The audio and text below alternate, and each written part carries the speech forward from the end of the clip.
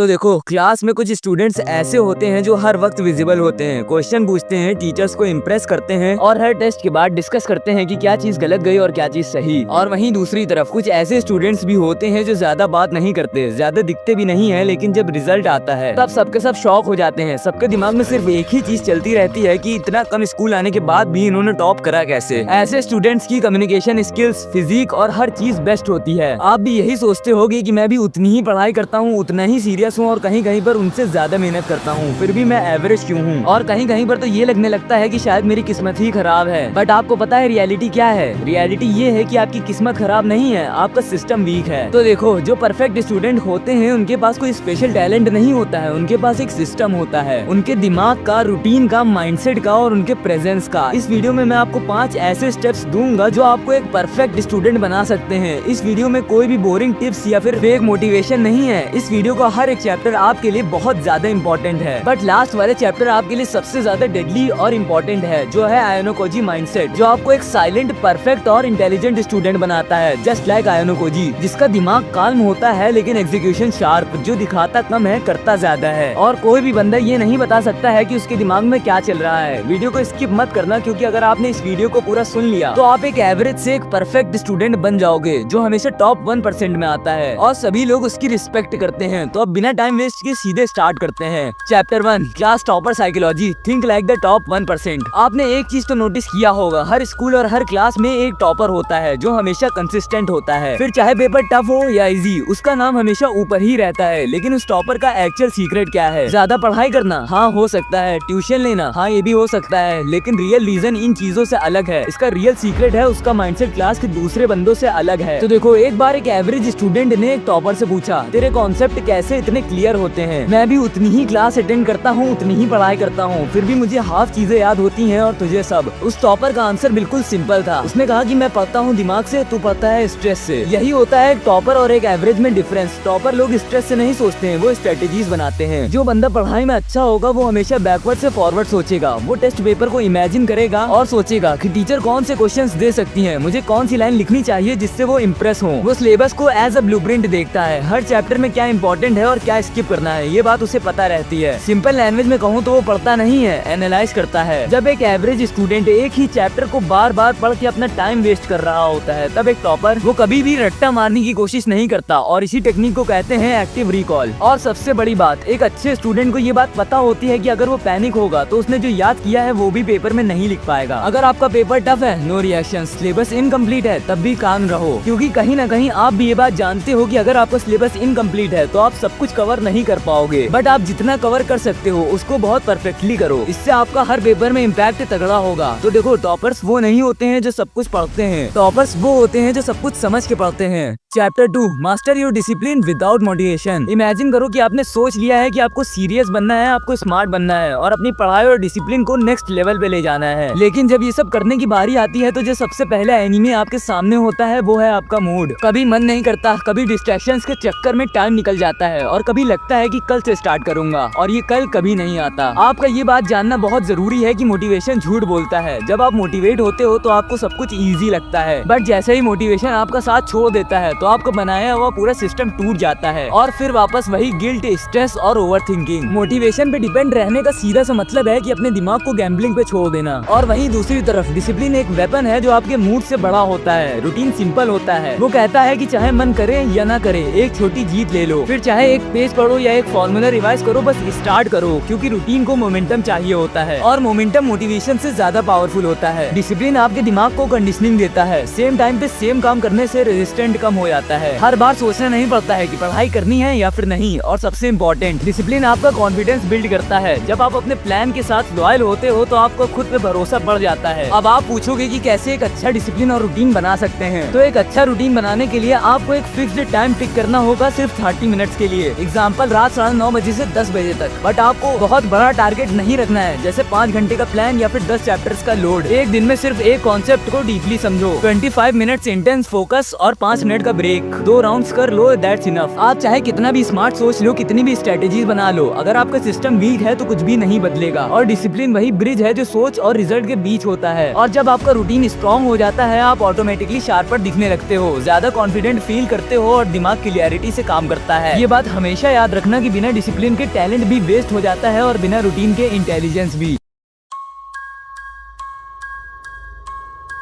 दिमाग और बॉडी पूरी तरह से अलग नहीं होते हैं। जब बॉडी थक जाती है दिमाग भी हार मान जाता है। अगर आपका रूटीन स्ट्रांग हो गया, अब प्रॉब्लम आती है एनर्जी की, फोकस की और क्लियरिटी की। जब दिमाग कंफ्यूज हो, बॉडी लेजी हो और नींद प्रॉपर ना हो तो रूटीन फॉलो करना भी टॉर्चर बन जाता है। लेकिन मैं आपको एक ऐसा हैक बताने जा रहा हूँ जिसे 90% स्टूडेंट्स इग्नोर कर देते हैं, जो है फिटनेस। साइंस ने बार बार ये प्रूव किया है कि 20 मिनट्स का workout is equal to better memory. Walk करने से क्रिएटिव थिंकिंग इंप्रूव होती है, फिजिकल मूवमेंट से स्ट्रेस हार्मोन कम हो जाता है और सबसे इम्पोर्टेंट, एक फिट स्टूडेंट कॉन्फिडेंट लगता है, अलर्ट रहता है और बेकार की चीजों से दूर रहता है। अगर आप पहले से एक्सरसाइज करते हो तो ये बहुत अच्छी बात है, वरना अगर नहीं करते हो तो आज से ही स्टार्ट कर दो। एग्जाम्पल के लिए एक लड़का था जो डेली 6 घंटे तक पढ़ाई करता था, पर उसे कुछ भी सही से याद नहीं होता था। उसने अपने रूटीन में सिर्फ एक चेंज किया, उसने सुबह उठ के स्कीपिंग करना और वॉकिंग करना शुरू कर दिया। इससे उसका ब्रेन बैलेंस सही हो गया, नींद बेटर हुई और जब दिमाग शार्प हुआ तभी उसका रूटीन भी इजी लगने लगा। फिटनेस कोई जिम रूटीन नहीं है, वो एक मेंटल रीसेट बटन है। स्टूडेंट्स के लिए कौन सी फिटनेस हैबिट्स बेस्ट हैं? मॉर्निंग बॉडी एक्टिवेशन के लिए स्कीपिंग, जंपिंग जैक्स, थोड़ा योगा और थोड़ी स्ट्रेचिंग, जो भी आपको सही लगे। और आप इवनिंग में भी वॉक कर सकते हो, without phone, without social media. और हाँ, सबसे इम्पोर्टेंट, अपना जंक फूड कम करो और हाइड्रेशन मेंटेन करो और हैवी मील्स के बाद स्टडी को अवॉइड करो। हर दिन सेम टाइम पर सोने और उठने की आदत भी डालो। अभी तो आपको मेरी बातें बोरिंग लग रही होंगी और आपको इस वीडियो को स्किप करने का भी मन कर रहा होगा, बट बिलीव मी कि फ्यूचर में ये आपके कितनी ज्यादा काम आएंगी। हमेशा से जो बंदा अपनी लाइफ में डिसिप्लिन अपनाता है वही सक्सेसफुल हो पाया है। जब आपकी बॉडी एक्टिव होती है, आपका रूटीन पावरफुल होता है, आप ज्यादा अलर्ट रहते हो और कम बोर फील करते हो और टाइम वेस्ट होने के चांसेस भी कम हो जाते हैं। फिटनेस कोई एक्स्ट्रा चीज नहीं है, वो बेस होता है जिसके ऊपर आपका पूरा रूटीन और माइंडसेट स्टैंड करता है। फोर्थ चैप्टर पे बढ़ने से पहले गाइस, मेरे इस चैनल की रीच बहुत ज्यादा डाउन हो चुकी है और मुझे आप लोगों की सपोर्ट की बहुत ज्यादा जरूरत है। मैं आपसे कुछ ज्यादा करने को नहीं कहूँगा, बस इस वीडियो को लाइक कर देना और अपने फ्रेंड्स के साथ शेयर कर देना और अगर चैनल पे नए हो तो सब्सक्राइब भी कर देना। कमेंट में बताना कि इनमें से कितने पॉइंट्स आप पहले से जानते थे और फॉलो करते थे और कितने पॉइंट्स आप से फॉलो करोगे। Back to the topic, chapter 4, confidence building, voice, eye contact and presence. पढ़ाई करना इंपॉर्टेंट है, लेकिन लोग आपको तब तक नहीं सुनेंगे, तब तक आपकी रिस्पेक्ट नहीं करेंगे जब तक आप अपने आप को कॉन्फिडेंट रखना नहीं सीखोगे। इससे पहले वाले पॉइंट से आपका दिमाग शार्प हो गया, बॉडी एक्टिव हो गई, लेकिन एक चीज अब भी मिसिंग है, लोगों के सामने खुद को कैसे रिप्रेजेंट करे। क्लासरूम में बोलना हो या टीचर्स के सामने डाउट पूछना, ज्यादातर स्टूडेंट्स इसलिए चुप रहते हैं क्योंकि उनका कॉन्फिडेंस अंदर से वीक होता है। Confidence is equal to presence plus control. ये चीज सिर्फ बोलने से नहीं आती है, कॉन्फिडेंस 3 सिंपल पार्ट से बनता है। Number 1, voice control. अगर आपकी आवाज थोड़ी सी दबी हुई या हल्की है तो आपके वर्ड्स भी वीक लगते हैं। Number 2, eye contact. जब आप किसी से बात करते वक्त आंखों में देखते हो तो आप ट्रस्ट क्रिएट करते हो। Number 3, body posture. सीधा बैठना, रिलैक्स द शोल्डर्स और ग्राउंडेड मूवमेंट, ये सब आपको डोमिनेंट बनाता है। ऐसे एक एवरेज स्टूडेंट ने अपना डाउट क्लियर करने के लिए हाथ उठाया। पहली बार वो खड़ा हुआ, उसकी आवाज हल्की थी लेकिन आंखों में हेजिटेशन नहीं थी। उसने काइंडली अपनी टीचर से पूछा और अपना डाउट क्लियर किया। उस टाइम वो डरा हुआ नहीं लगा, वो प्रेजेंट लगा। प्रेजेंस ही सबसे पावरफुल पर्सनैलिटी ट्रेंड होता है। वॉइस ट्रेनिंग के लिए रोज सुबह एक पेज जोर से पढ़ो, आवाज को टेम्पो और कंट्रोल दोनों का प्रैक्टिस दो।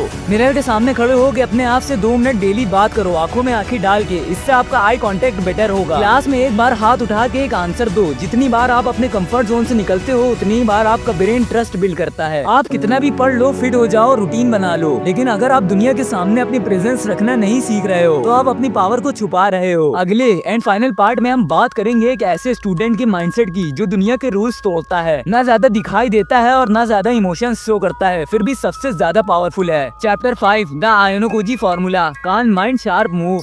आपने कभी न कभी ये चीज तो नोटिस जरूर की होगी, क्लास में एक ऐसा लड़का होता है जो ज्यादा बोलता नहीं है, ना ज्यादा दिखाई देता है, लेकिन जब भी बात रिजल्ट की आती है तो वो सबसे आगे होता है। ना उसका टाइम वेस्ट होता है और ना ही एनर्जी। वो सिर्फ ऑब्जर्व करता है, समझता है और परफेक्ट टाइम पे स्ट्राइक करता है, एग्जैक्टली लाइक आयोनोकोजी। बट ये सब सिर्फ एनिमे की फैंटेसी नहीं है, ये एक माइंडसेट है। आयोनोकोजी कोई सुपर हीरो नहीं है, वो एक ऐसा कैरेक्टर है जिसका कोई भी मूव कैलकुलेट नहीं किया जा सकता। हर डिसीजन सामने वाले की सोच से बिल्कुल उल्टा होता है और ऐसे स्टूडेंट रियल लाइफ में भी होते हैं, बट वो दिखावे से दूर रहते हैं। वो लोग अपने अंदर एक ऐसी क्वालिटी बिल्ड कर लेते हैं जो मोस्टली स्टूडेंट्स इग्नोर कर देते हैं, जो है कंट्रोल, अपने इमोशंस का, अपने डिसीजंस का और अपनी एनर्जी का। आपको पता है कि कौन सी चीज आयोनोकोजी को डेंजरस बनाती है? तो वो सिंपल 3 चीजें हैं। Number 3, don't over reaction. कोई उससे जज करे या अंडर एस्टिमेट, वो बस ऑब्जर्व करता रहता है, क्योंकि उसे अपने दिमाग पे और अपने ऊपर भरोसा होता है, किसी दूसरे के ओपिनियन पे नहीं। नंबर 2, हमेशा प्रिपेयर्ड होता है, चाहे क्लास में सरप्राइज टेस्ट हो या रियल लाइफ में ऑकवर्ड मूवमेंट, वो हमेशा मेंटली रिहर्सल करता है कि सबसे ज्यादा वर्स्ट केस में भी क्या हो सकता है। नंबर 3, प्रिडिक्ट करता है, रिएक्ट नहीं। वो पहले सोचता है लोग क्या कहेंगे, टीचर्स क्या पूछ सकती हैं, क्या सिचुएशन बन सकती है, और फिर क्वाइटली उसका सॉल्यूशन भी रेडी करता है। तो देखो, एक स्कूल में एक लड़का था जो किसी ग्रुप में नहीं था,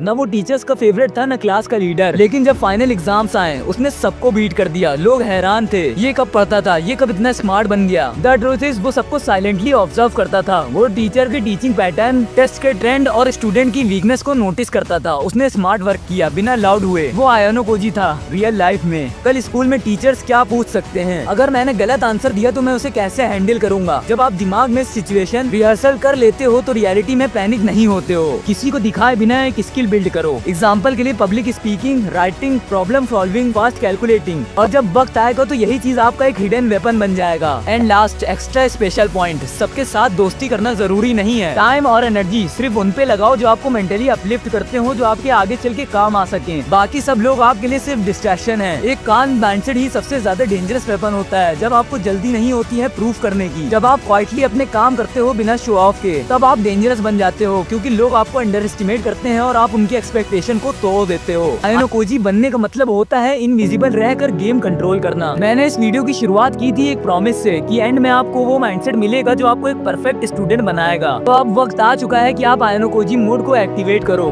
पावरफुल और अंडर एस्टिमेटेड, क्योंकि ये दुनिया हमेशा उन्हीं लोगों को याद रखती है जो बोलते कम है और करते ज्यादा है। तो आप इस वीडियो को यहीं तक रखते हैं। अगर आपको ये अच्छी लगी हो तो इसे लाइक कर देना, और आप लोग मेरी इस वीडियो को भी चेक कर सकते हो।